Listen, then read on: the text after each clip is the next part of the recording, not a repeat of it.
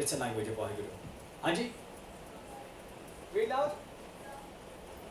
Love, love. That's really good, Hanji. Japji sa pa kya pa apar. The language of Waheguru is love, Hanji. In terms of more specifics. Sorry, am I missing? Hanji? German. German. Get out.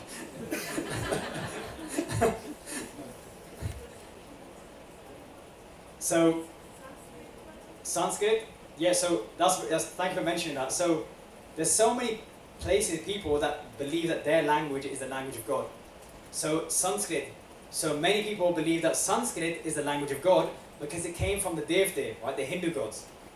Some people think that it's Arabic in the Muslim faith because they're saying that the Quran is written in Arabic. Some people from like a Persian background say that it's Farsi. Some say it's English. Some say still Gurmukhi.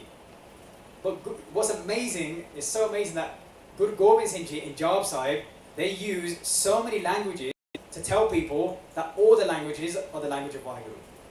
Right? They use Sanskrit, they use Farsi, they use Arabic, they use Urdu, and it's written in Gurmukhi as well. And we're just going to go through some of the ways that Guru Gobind Singh Ji has done this. And when I was speaking to my Ustad, and they were telling me these ways, it's amazing, right? So, Guruji mixed the languages within verses themselves. So here, for example, a whole verse will be done in Sanskrit, right? A lekh hai, a pek hai, a naam hai, a kaam hai. And we'll go through some of these meanings in the later shabads. So all of that is written in Sanskrit. And then some other verses will be in Farsi. So here, like, whole lines will be done in different languages. Then Guruji, within the lines themselves, start mixing the languages. So here, Rajul Nidana. So the first part, Rajul, is Arabic, and then the second part is Sanskrit. Forgot to write there. And then on another line, Samastul Salam hai. The first word is Sanskrit, Arabic is the second word. And it's the same for the next three, Samastul Kalam hai, Aganjul Ganeem hai, Samastul Jubah hai, and then Bahistul Nivas hai. That is Arabic, the first word, then Sanskrit. And then the next one, Hamesul Raban hai, Arabic and Sanskrit, Samastul Aziz hai, Sanskrit and Arabic, and then Hamesul Apik hai. The first one is Arabic, the next one is Sanskrit. So Guruji, within the lines, they're just telling people that, I don't care what you think, right? That all the languages are the language of Waheguru. So here, within lines. And then, Guruji, then within the words themselves, mix the languages as well. Yeah, just to tell people that, again, there is no set language of Waheguru. They're all the languages of Waheguru because they can all communicate love, like you were saying before.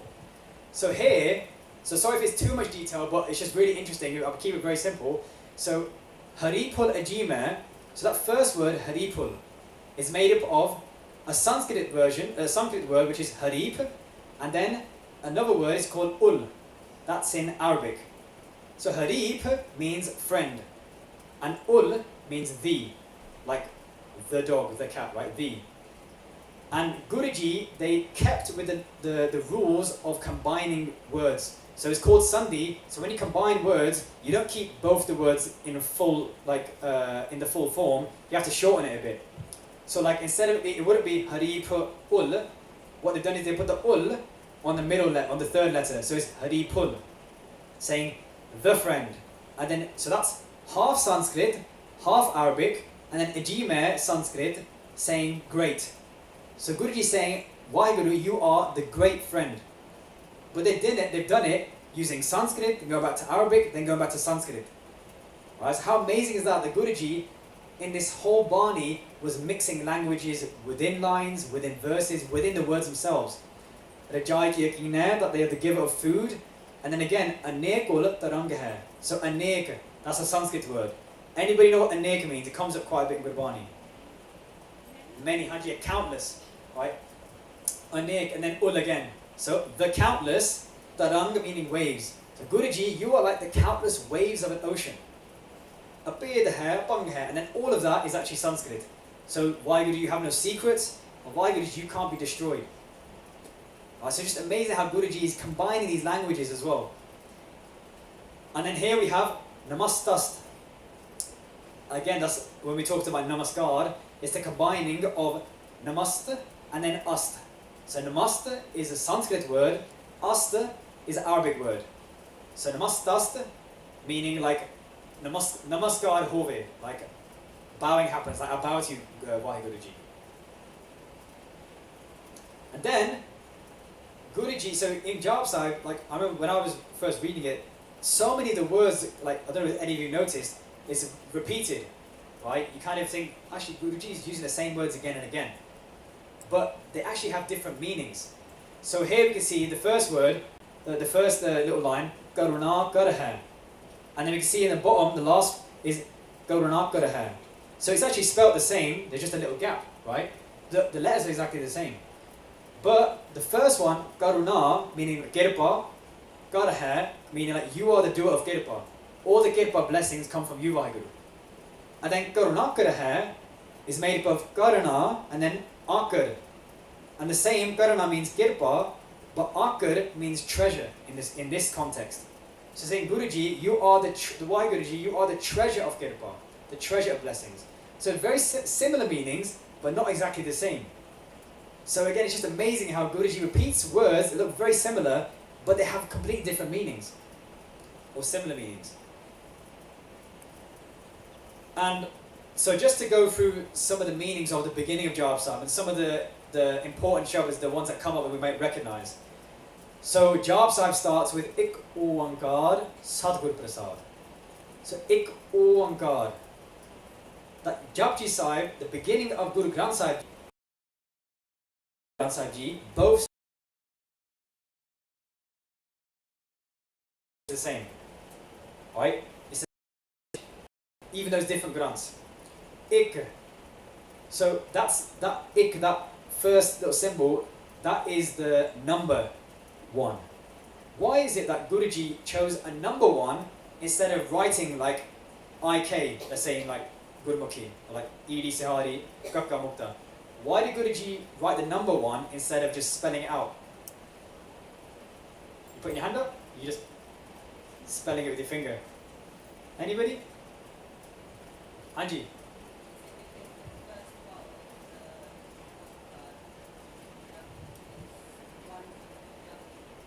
Say it really loud, sorry? It's because the first part of the one card is Yeah, so but why did Guruji not just put like, so here you see in English it's IK, if we was writing Gurmukhi, it'd be Idi, Sihari, and then Kakka. So Guruji could have written it in Gurmukhi Punjabi as well. Hanji? Universal? Yeah, that is a good point as well. So the reason is that if you were to write it in letters and spell it out, somebody could try and have a different meaning for it not to mean 1. When you put it as a number, nobody can take it any other way apart from 1. Right? There is only one Vaheguru. There is only one in this whole universe. We see things as separate, right? We have this ego, right? That I think I'm separate from you. We all think we're separate from each other, from the world, from Vaheguru. But Guruji is saying that everything is Ik. And this ego separates from it. So what is it that feeds our ego? Does anybody know? What is it that's actually fueling our ego? This sense that we're actually separate from everything else. This like veil in front of our eyes. I'll give you clues. 5 things. Anji. Bit louder, Ji? The Banjo and Hanji, which are... Okay, I saw your mouth moving, I guess I'll give you the right answer, Hanji, yeah. So, Gam, Krodh, Lobh, Moha, Ankar, Hanji, yeah.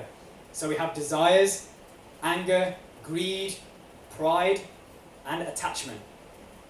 Right, so we have desires that when we're constantly thinking about what I want this, I want that, I want the next thing, we're actually forgetting our true purpose, right, of remembering Vaheguru. When we have anger, we're saying, you know what, you did something to me. We're living in that duality, right? We're not recognizing that everything is Vaheguru. We have Lobh, that we get one thing, but then we want more and more and more. And Guruji says in Bani that you earn 1,000, but then you want 100,000. And then we have attachment. That like all of our possessions, we just hold on so tight that you can't have it, it's mine. And what happens in that case, when we lose one of those things, we're in so much dukh, we're in so much pain. right? So rather than loving like this, we're loving like this, holding on to things. And then pride, right? Ahankar, I think I'm better than you, that I think I'm better at like FIFA or Call of Duty or whatever it is, and again, it's that pride in my head, right? That I think I'm superior than everybody else.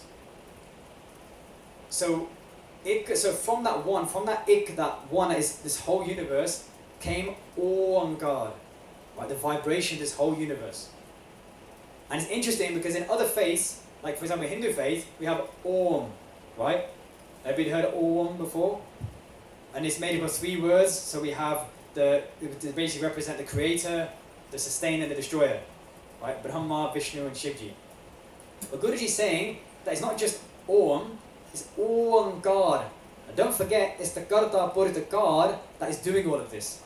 Right? Because sometimes people get focused on these deities, these forces of creation, forces of sustaining, or forces of destruction.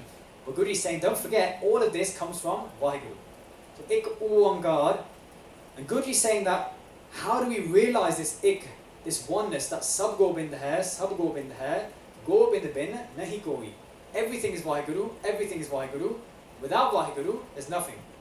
The only way we get that, we recognize that, is through the prasad, the blessings of a Sadguru, of a true Guru.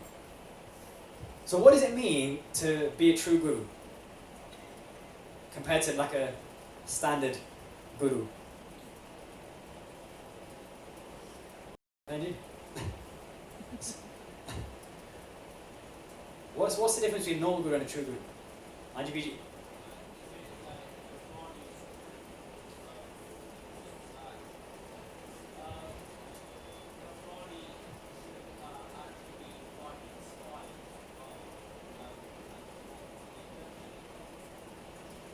I heard Bani. So Satguru, what is a true Guru? Their body should be true. Oh, their Bani should be true, Anji. But what makes their Bani true? It's divinely inspired. Divine inspired, Anji, yeah. So a Sadguru is a Guru, a true Guru is the Guru of truth, is somebody who actually is already at one with Ik Onkar, with the Ik, with Vaheguru. Right? So if we're, for example, if we're all on like a riverbank and everyone is trying to cross the river, and I say to you guys, oh, this is how you do it, you do this, you do that, and you get across the other side. But if I'm standing next to you, you're going to be like, well, you ain't on the other side. How are you telling me how to get there? Right? But if I was standing on the other side, and I said, look, I've already crossed this river, right? I will tell you how to get there. That's what a true Guru is, right? They're already at one with Vaheguru, they are the form of Vaheguru, and they're telling you, actually, you know what? This is how you connect. So, through the prasad, through the grace, the blessings of a true Guru, can we recognize that Ik, that Vaheguru. Then Siddhi Vaheguru Ji ki Pata hai. Siddhi meaning, Shiromani meaning supreme. Vaheguru Ji. So Guru Gobind Singh is saying that, oh, supreme Vaheguru Ji, ki Pata hai. So Pata hai means victory. Ki means of. So Guruji is saying that this is the victory of you, Vaheguru Ji. Right? That this mission that they're on, Guru Gobind Singh Ji, this mission that we're all on, it's not for our own victory, it's not so we can win, but it's all for the victory of Vaheguru Ji, right? That's what we say, Vaheguru Ji ka Khalasa, right? The Khalasa belongs to Vaheguru Ji, and we're here to carry out the victory of Vaheguru. Then Jab. So Jab is not only the name of this Bani, but also Jab means to recite. So Guruji is saying now, recite these praises of Vaheguru, the praises that I'm about to write down. Siddhi Mukhavag Abadisahi Dasvi. So Siddhi again meaning supreme. Mukhavag, made up of 2 words. Mukh. What does mukh mean in Punjabi? Face, mouth. So mukha, vag means speech. So from the speech from the mouth of Badisahi Dasvi. Badisahi meaning king, Dasvi meaning 10th. Right? So the speech from the 10th of us, from the mouth of our supreme 10th Guru, Guru Gobind Singh Ji. And see, we have Badisaha and we have Badashah. Right? So we have a king, a Badashah, which is a true king, and we have an earthly king, a Badashah. So it's a bit topical because of the recent coronation of the king, the earthly king, King Charles. We did a video on it recently. Did anybody see the video? Yeah. Okay, a few. So I'll just talk about the Saki just quickly for those who didn't. So just to explain what the difference between a Badisaha is a Sache Badshah, true king, and a Badshah, a worldly king. So one time, Guru Hargobind Sahib Ji was walking with Jahangir, who was the emperor of the Mughals at that time. They were walking towards Agra. And all the Sangat kept on coming up to Guru Hargobind Sahib Ji and saying, "Oh, Sache Badshah, oh true king, how long are you going to be here for? When did you arrive?" And next to him, Jahangir, he was getting annoyed. He was saying that, why does everybody keep calling you Sache Badshah, the true king, Guruji, and why do they call me Badshah, just a normal king? And Guru Hargobind Sahib Ji said, "Don't worry, you'll find out later." So later on, they set up camp, they set up their tents next to each other, and there was a grass cutter, a Sikh, who had heard that Guru Hargobind Sahib Ji had come around the area. They were nearby. And that grass cutter, they gathered all of the wealth they had, and it amounted to be 1 coin. And they saw a beautiful tent. They thought, that has to be Guru Hargobind Sahib Ji. They went in the tent, they fell at the feet that they saw, and they put the coin down. And it said, "Oh, Sache Badshah, will you protect me in this world and the next world? Oh, true king." And when they looked up, they realized it was Jahangir. It wasn't Guruji. And when Jahangir had heard the word of Sache Badshah, true king, they thought, finally, someone's calling me the true king. But when they heard that request to be protected in this world and the next, that's when they had that realization, that now I realize what a true king is. Because I can't do that. I can't protect you in the next world. And it said to that grass cutter that go to the next tent, you're looking for Guru Hargobind Sahib Ji. And that grass cutter, the Sikh, they picked up their coin, and as they were leaving, Jahangir said, "Why are you picking up that coin, that 1 coin you have? Take all of this treasure that I have." And the Sikh said, "No." He said, "Because this coin that I've earned honestly. All of this treasure you have, you've earned by unjust means, right? By dishonest ways." And then that Sikh went to the tent of Guru Hargobind Sahib Ji, gave that coin, and they were blessed in this world and the next world. So this shows actually what the difference is between a true king and a normal king. Because a normal king can't even protect us in most situations, right? For example, if I'm running a bit low on my bank balance, I spend a bit too much on Deliveroo, right? I need £5. I can't ring up Charlie Boy and say, "Look, can you give me £5, right?" They're not going to be able to help me. Whereas Guruji, they can give us all the gifts. I hope there's no royalists in here. Oh, there's a royalist. Sorry, I said, I hope there's no royalist, and you went. That was just bad timing. I was also going to say that throughout history, our gurus have always lived by, like, basically within the realms of the ethics that we are meant to live by, whereas there are countless examples throughout recent history and throughout the royal family, including impact on Punjab, which shows that they do not live by any kind of ethical standards other than greed from others and colonisation. So we should be really, really mindful about supporting, having street parties and all of that kind of stuff, not getting controversial, but we should be really thinking about who's our king and where are we going to see a king. Yeah, so Benji was just saying that if we look at history, that the earthly kings, with our gurus, they always stuck by what they taught, right? Our gurus lived what they taught us, which is what you want to see, right? Breathing what they're actually preaching. But Benji's saying in the worldly sense, a lot of the kings, that they weren't doing things in an ethical manner, right? They weren't doing things in an ethical manner. They were doing things out of greed. That even if you look at, I don't want to mention names, but I have to. Like, for example, let's say Donald Trump, right? That sometimes the way they speak to people is not very compassionate, right? They may speak to someone in a very rude way, a very disrespectful way. Whereas our gurus, they live the 5 virtues they gave us of sat santokh, of truth, contentment, compassion, humility, and love. But a lot of the kings don't. And even if you walk around and see when in the coronation, for example, a lot of the jewels that the king had, they were stolen from other countries, right? They had blood in them essentially. And even in India, like you were saying, a lot of the rulers of the country still are doing things that aren't very good. So Benji was saying just we should be mindful and just make sure we know who the true king is, who is sitting upstairs in the Darbar side, right? So thank you for that, Benji. So I went to the next one, Hanji. So this is the first verse, Chape Chand Toy Prasad. So this Chand is in the form of chapper, meaning this chant has 6 lines. Duet Prasad, again, this is only through the grace of you, Vaheguru. So this first line, Chakkar jihin arabarana jat arpat nehne jihin. So we're going to start with nehne jihe, meaning that none of these. Saying that Vaheguruji, you are none of these things before. So we have Chakkar, which means like lines or marks. So Guruji is saying that Vaheguruji, you don't have lines or marks on your body.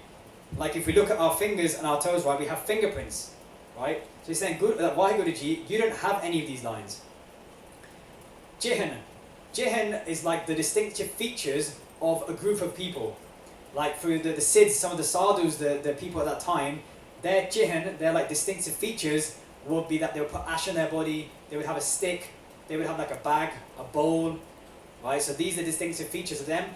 Guruji is saying, Vaheguruji, you don't have any of these distinctive features of a group. Ar, meaning or and. Varna. So this is referring to the distinctions that were made in the time in India then, and still even today, where we have the 4 castes.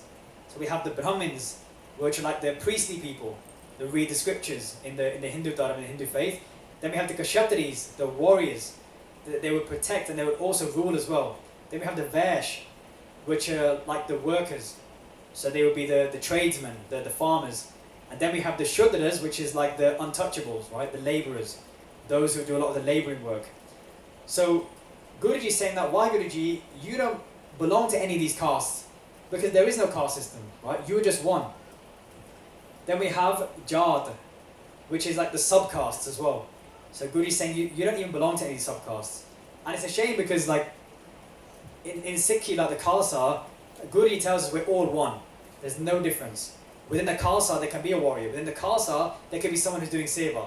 Right? It doesn't matter, we're all part of that one Khalsa. There's no caste, there's no subdivisions, right? It's all one. And even today, like there's still so much like dukh, like suffering that people have to go through, even within our own faith, within our own culture, that there are these castes. Like even like, I remember people I know who are getting married and things, like their family is saying that you can only marry someone who's a jat. You kind of think like, Guruji spoke out against these things, right? How much suffering was caused to the caste system. Like even if the shadow of somebody who was a lower caste went into someone's food, that food would have to be thrown away. And even if you were a low caste and you heard the scriptures, right? So only the Brahmins and the Kshatris were normally allowed to hear the scriptures or read them. But if somebody of a lower caste heard the spiritual scriptures at that time, they would actually have metal that was melted, hot, poured into both ears, so they could never hear again. So they were made deaf. So we had that much dukh that was given to this, that come out of this caste system, and yet like even nowadays, like people are still following them, right? So we should like always remember the pain that causes people, and like we're all one, right? That light of Vaheguruji is inside every single one of us here, and the world. So Jat Ara Bad, so like lineage. So people may say your family name, or like, you know, what bend, like what line of people are you from? So Guruji is saying that Vaheguruji, you don't have any lines or marks, you don't have any distinctive features of a group, you don't belong to any of these castes, the subcaste, or like a lineage. You are just one. Then they say, Ruparang Aradekha Pekha Go Kahena Sakatgehe. So again, we'll start at the end, Go Kahena Sakatgehe, that nobody can speak of these things that you have.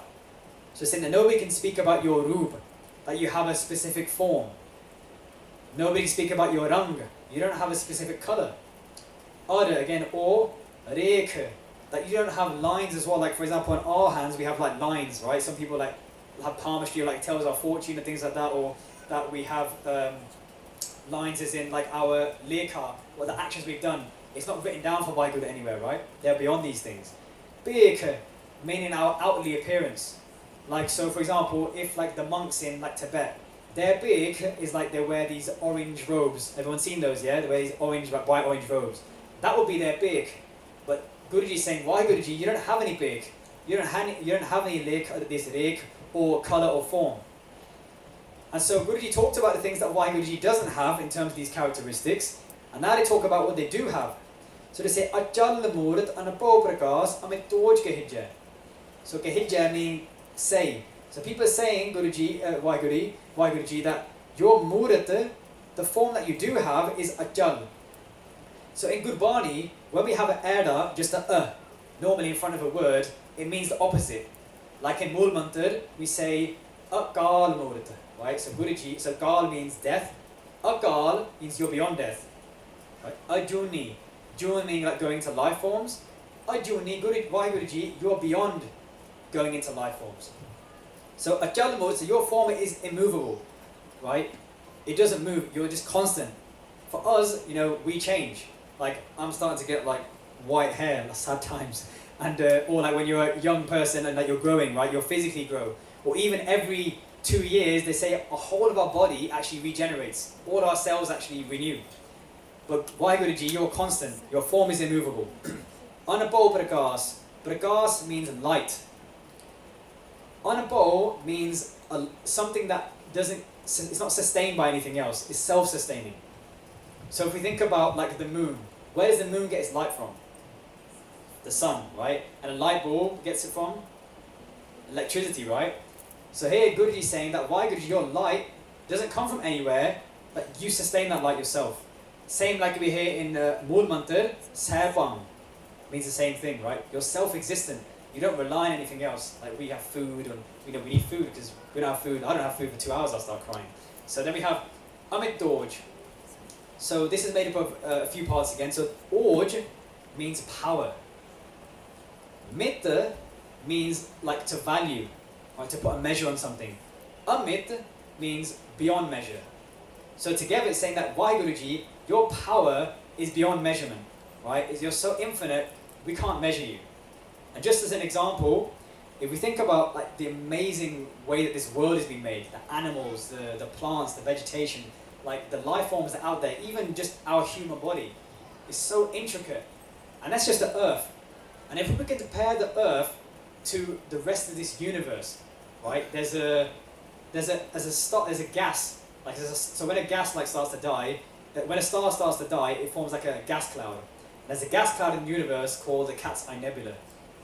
And if you were to compare the size of the Earth to this Cat's Eye Nebula, it's like mind-blowing.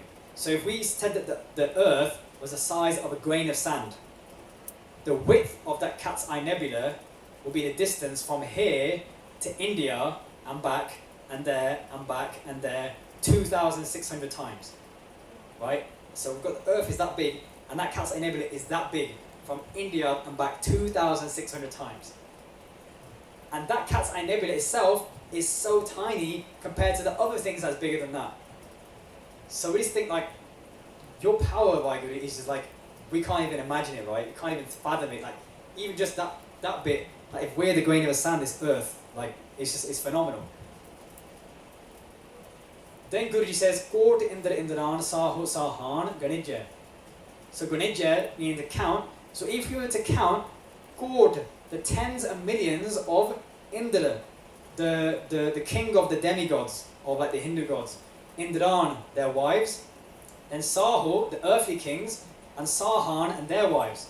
So even if we were to count all of these tens of millions of these types of kings, and then Tripavana, so Tri meaning three, Pavana meaning world. So the three worlds, counting that as well, Mahib meaning the Lord. So Vaheguru, you are the ruler, you are the Lord of the three worlds, so heaven, earth and hell, and all of these tens of millions of things, of kings, earthly and Devte, like Hindu god kings. Then Sura, Nar, Asura, Nar, Asura, Nar, Asura, Ned, Ned. So Sura, meaning the Devte, again the Hindu gods.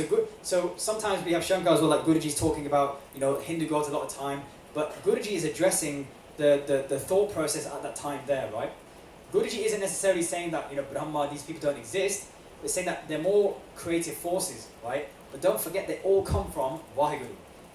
And he's addressing the thinking at the time, and that's why they're using this. So they're saying that the Devte, the Sura, the Hindu gods, the Nar, the mortals, and the Asura, the demons, Ned Ned, meaning not, that it's not. They're saying that, Vaheguru, you are not the Devte, the mortals, or the demons. But we can't just say that you are one of these things, right? That is not you. Ned Ned. And then Bana Trena Gahata. Bana meaning forest, Trena meaning the vegetation, Gahata meaning to speak. So Guruji is saying that even the forest, the vegetation, they are saying this as well. That Vaheguru, you are not just this Hindu god, you are not just this mortal, you are not just this demon. And then they finish this chant by saying, Tue sarvanam kathe, gavana karamanam baranatu sumatte. Tue, your, sarvanam, sarv meaning all, nam, names. So all your names, kathe, governor. Kathe meaning describe. Govern meaning how. So Guruji is saying, why Guruji, how can I describe all of your names? You have so many names. How can I describe all of them? And the Guruji says, Karamanam Baranat Sumat. So if we start from the back, Mat meaning like your mind, the way of thinking. Sumat meaning supreme way of thinking. So Guruji is saying that, why Guru, you bless me with this supreme way of thinking that I can Baranat describe your Karamanam, your action names. So the things that you do, Vaheguruji. So I can't describe all of your names, but what I can do is to describe the actions that you do. So let's just try and get 5 of these actions. I'll give one. So for example, Vaheguruji, you are the forgiver. Right? That's the action, that's what they do, they forgive. So who can tell me just 4 more actions? So you can say it, that's fine. You can say, oh, I heard it, go on. Creator, there you go, see that's good, yeah. Creator. 3 more. Hanji? Giver, Hanji, thanks so much, yeah. Is destroyer. The destroyer, Hanji, yeah. 1 more. Hanji? Sustainer, Hanji, yeah, really good, yeah. So these are like the action names of Vaheguruji. So Guru Gobind Singh is saying that I can't describe all your names, but what I can do is talk about the actions, the action names that you have. And so just another Sakhi. So somebody called by Hardeep Singh Ji, they did a gatha on Job Sahib. Right, so they're talking about the meanings of Job Sahib, and they gave one of their personal stories. They said that when I used to be in the city of Harmandir Sahib, so that the Golden Temple, as some people might know it, that our duty was, there was a chest near Maharaj, and it would sometimes have money, bhoti sahibs, like scriptures, and my job was to clean it. And he said when he opened it one day, there was a book there, there was a scripture, and it was so dusty that dust went onto all of my skin, and my skin had an allergy reaction to it, allergic reaction. It started to tear, it started to rip. And he said that I went to so many doctors, physicians, I spent so much money. I think they said it was 700 rupees or something, a lot of money at that time, to try and fix it.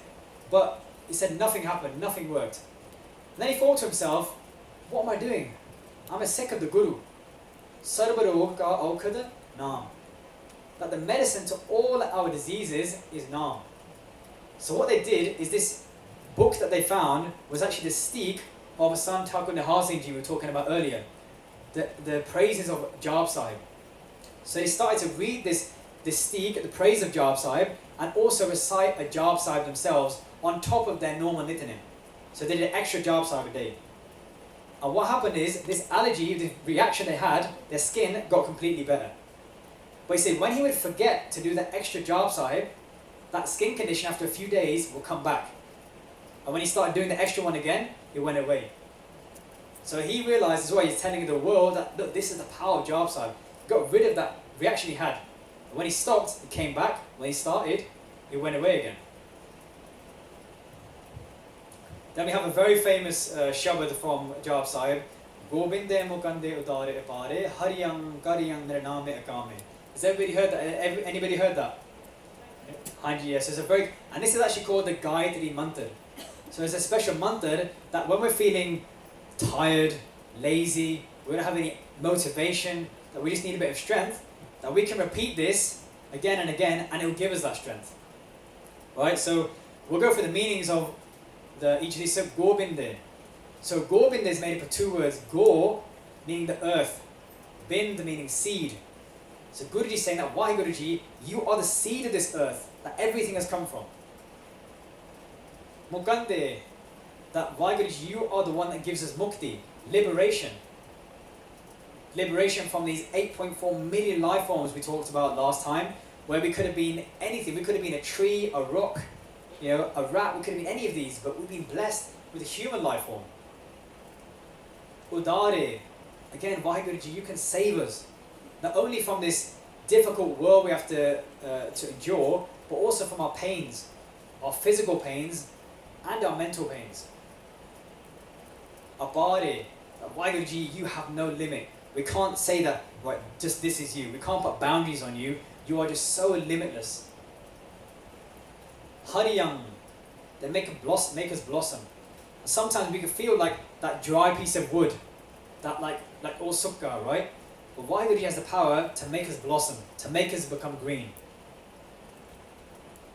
Gariyam, Waheguru, you are the doer. You do everything. Karta Puruk, like we hear in Mool Mantar. Waheguru, you do everything. You are the doer of all. We don't see that just because our spiritual level, I know my spiritual level, we still think we're doing everything. When we reach a higher avastha, a higher spiritual level, then we get to that state we realize, like, everything is just you, Waheguru. Niraname, Waheguru, you have no name. You have no specific name. That Waheguru, all the names are yours. Because if we just say one name of Waheguru, we're limiting them to one name. That's why in Guru Granth Sahib Ji, we have Har, we have Ram, we have Gobind, Narayan, so many, Waheguru, so many names of Waheguru. Akame, that Waheguru, you have no desires. You are beyond these desires that we are facing, that we are subject to. And what we're going to do is just for a few minutes, we're going to sing the Shabad and try and experience the effects of that in Sangha group, in the form of the Sangha together. So you can focus on the screen if you want to, so you'll be able to say it. And we're just going to say it just for a few minutes and just try and experience it together. Gobinde mukande udare apare haryam karyam nirname akame Gobinde mukande udare apare haryam karyam nirname akame Gobinde mukande udare apare haryam karyam nirname akame Gobinde mukande udare apare haryam karyam nirname akame Gobinde mukande udare apare haryam karyam nirname akame Gobinde mukande udare apare haryam karyam nirname akame Gobinde mukande udare apare haryam karyam nirname akame Gobinde mukande udare apare haryam karyam nirname akame Gobinde mukande udare apare haryam karyam nirname akame Gobinde mukande udare apare haryam karyam nirname akame. So hopefully everybody enjoyed that. Just conscious of time. We're near the end now. So just another Sakhi from a Guru Sikh that was telling us about the praise of Jawab Sahib. So this Guru Sikh was saying that they were listening to the Gatha of Jawab Sahib about how amazing Jawab Sahib was. And they had a brother who was struggling to keep their gears, to keep their hair. And he said to the brother, he said, look, read Jawab Sahib, just read this prayer, right? That he had these worries that, how will I look, or how am I going to keep my hair, what will people say, or like, will I ever get married? Like my standard my parents would say, oh, what do you do after you get married? Right? It's a worry that people have, and he had all these worries, and he said, look, just read Jawab Sahib, right? So his brother, he would come back from work, his night shifts, and he would just have a shower and just recite Jawab Sahib. And he used to say to this Guru Sikh, he said, what is this Bani? And he said, don't you worry, just keep reading it. Because he has so much enjoyment from the melody, the rhythm, the flavour he had from it. And he said that within 2 weeks of his brother doing this, he was keeping his gears. Right? He was keeping his hair. So again, it just shows that the power of Jawab Sahib, that just by reading this prayer, all those worries that brother had of this Guru Sikh, they all went.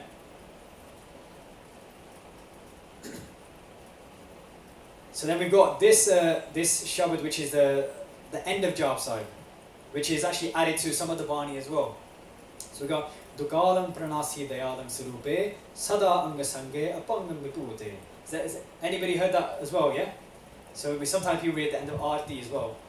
So if we go through the meanings of this, so we have Dukalam, meaning that Waheguru, this birth and death cycle that we're subject to, Pranasi, you are the destroyer of this birth and death cycle, that we don't have to go through these again. Dukalam Pranasi. Then we have Dayalam Sarupe. So Waheguru, you are the Sarup, the form of compassion. And in Sikhi and even a lot of other faiths, we always hear about Dharam, right? Righteousness. That is so important, which is 100% true. But Guruji tells us where has this dharam, this righteousness come from? It's daya, right? Tola daya, tol dharam daya kaputa, right? Saying that this bull of righteousness that's supporting the earth is all come from daya. It's the child of daya, right? And Guru Nanak Dev Ji, the former Vaheguru themselves, they showed mercy, they showed compassion so many times. There's one story where they were looking for a place to stay. They couldn't find anywhere. So they had to go to the edge of the town. And they came across a house, and the person who's living there was someone who had leprosy, again, right?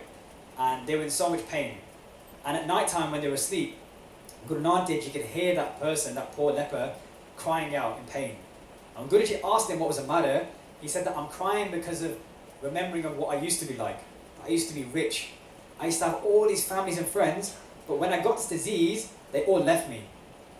And he said that not even the animals come close to me, that I'm crying out in that pain. And Guruji explained to them that it was because of the actions they did that they're now suffering these consequences. And that leper, before Guru Nanak Dev Ji left, he said that Guruji, please help me. I can't bear this pain anymore.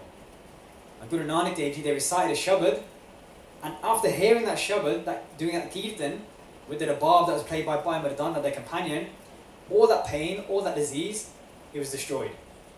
Right? That's just how compassionate Guru Nanak Dev Ji, in the same way that Vaheguru Ji is that compassionate as well. Sada Anga Sange. So Sada, forever, always. Anga Sange. Vaheguru Ji, you are always with us. Anga means limb. So you are closer to us than our own hands and feet, our own limbs. And I heard a story at camp a while ago, that there was a bibi who used to work at Subway. And when she was at Subway and she'd be standing there, there'd be no customers, she would just recite Gurbani. He said somebody came in one day, I think he was a Gora, and he must have done something in his previous life, but when he walked in, he got so scared, he ran away. And actually, I think he wrote an article about it somewhere. I tried to find it. I'll try to get the Guru to tell me where it is. What he said when he went inside, he said there were two tall figures with swords standing on either side of that bibi, right? And he said Guruji had sent their own army, their own Shaheed Singhs there to protect her as she was reading Gurbani. So this shows again, like the Guru, their Shaheed Singhs, Vaheguru, they were always with us, Sada Anga Sange. And then Apangang Vipute. Vaheguru, your glory, your radiance is unbreakable. Nobody can break you. Nobody can take you down from that level that you are the highest in this whole universe. And just this last Saki to finish on, I think I mentioned this book before, and if anyone who wants this book as well afterwards, it's free, it's online, you just type in Sheikh Kanhaiya on Google, it's in English and Punjabi, and it's the most inspirational book that I've read for Sikhi. Amazing. And it's about the life of Sant Baba Harnam Singh Ji. And they only left this physical world in 1983. So this isn't someone from hundreds of years ago, this is only from about 40 years ago. And in their biography, Sheikh Kanhaiya, who was written by their closest Sevadar, who was called Seva Singh, they detailed the routine that Sant Baba Harnam Singh Ji had at one time. What they would do is they would wake up at 2 a.m. every single morning, they would bathe, have ishnan, they would read their Nityanim, they would go have darshan of Guru Granth Sahib Ji, and they would go to the hills to meditate. They would meditate for hours and hours until the afternoon. They would come back just for some light refreshments, right, a little bit to eat. Then they would go back to the hills for the rest of the day, all the way into the night. And they would come back at night time, and they said that they could even do just a few minutes of sleep, and then again at 2 a.m. they would wake up. So they're doing so much loving devotion, so much bhakti, yeah, way more than the average person. And what happened is one day, they were in like a little hut that was built in their fields. They used to do field work for their family. And they were sitting there doing Mool Mantar Jap, I think it was. And all of a sudden, the door opened. And they said that this Guru Sikh came in, and he had such a shine, such a radiance on their face. He greeted Sant Baba Harnam Singh Ji and said, Vaheguru Ji Ka Khalsa, Vaheguru Ji Ki Fateh. And he said, get ready, Guru Gobind Singh Ji is coming. And you can imagine, Sant Baba Harnam Singh Ji was so excited, thinking, what, Guruji's coming? Like imagine now that somebody comes in and just says, everybody get ready, like Guru Gobind Singh Ji is about to walk in the room, right? That'd be amazing. And so Sant Ji went outside with that Guru Sikh, and they could see from a distance Guru Gobind Singh Ji was coming on their horse with about 4 other Guru Sikhs. And when they got nearby, Sant Ji, they went to the feet of Guru Gobind Singh Ji and they did Matha Tek, they did Namaskar. And Guru Gobind Singh Ji looked at them and they smiled. And then Guru Gobind Singh Ji, they rode away and they disappeared. And Sant Ji was so happy that the ecstasy he was getting, he was on such another level of Anand. But when that Guru Sikh then looked back at Sant Baba Hanam Singh Ji, he said that you should be like really, really happy, but I sense there's a bit of sadness in you, that there's something a little bit wrong. And Sant Baba Hanam Singh Ji, they said that I am happy, I saw Guru Gobind Singh Ji, but why didn't they say anything to me? They just smiled at me. And the Guru Sikh, who was obviously sent by Guru Gobind Singh themselves, they said that the reason why they didn't say anything to you was because you don't read Jab Sahib. And Sant Ji said that Jab Sahib is so difficult to read, I can't read it. That what I do instead is I read a Sukhmani Sahib or I read an Asadibad instead. And the Guru Sikh said, he said that if we want the blessings of our Guru, that we should do what our Guru says, right? And our Guru tells us that we should read a Panchbanya, Jab Sahib, but you don't do it. And so what happened is from that day onwards, no matter how long it would take Sant Baba Hanam Singh Ji, they would always read Jab Sahib. And it's such an amazing story. There's so many other experiences where they had darshan of Guru Sahib, of Guru Nanak Dev Ji, of our other Guru Sahibam, and it's just so inspirational. And just to finish on, in terms of my own personal experience, that I remember when I was starting to read Jab Sahib, started to read Jab Sahib actually in the car park out of here, over there. So that when I used to come to the Gurukad, I hadn't started reading Jab Sahib, but like fully, I used to like just do it bit by bit, because I found it, I hadn't taken Santya at the time, which is where you get taught how to read Gurbani, that I kind of like self-taught myself on Google, and it was taking me so long, so I'd only do like a little bit at a time. And that little bit at a time added up over time to eventually do the whole Jab Sahib. And so for us, like sometimes we see Jab Sahib, oh, it's too much, can't do it, right? But even just doing it bit by bit, before you know it, you look back and you realize actually how far you've come. And so if we're not reading Jab Sahib at the moment, just try a little bit, right? We even went through just the first little bit today. We know the meanings now, that even some of the pronunciation, that even on Google as well, you can even listen to it and slowly maybe read along with it. But it's such a powerful Bani that we heard the way we're reading it, it gives us strength, right? We read Japji Sahib, we realize that the weight of Waheguru is praising. And then we read the praise of Waheguru and get that strength, right? We get that joy, that Khalsa warrior spirit that will just fuel us for the rest of the day. And we have 3 Baniya that are actually from Siddhi Guru Dasam Guru Granth Sahib Ji, that like give us that power. So please forgive me for the many mistakes I've made. We'll be doing it again in 2 weeks' time. We're going to be starting Dua Prasad Swaya, another beautiful Bani. So thanks so much for coming and for your participation, and hopefully see you next time. Waheguru Ji Ka Khalsa, Waheguru Ji Ki Fateh. Sorry for running over. Thing is, Gravesend, you guys are a bit late to it. I'll start like 20 past every time. It's my fault, I'm here early.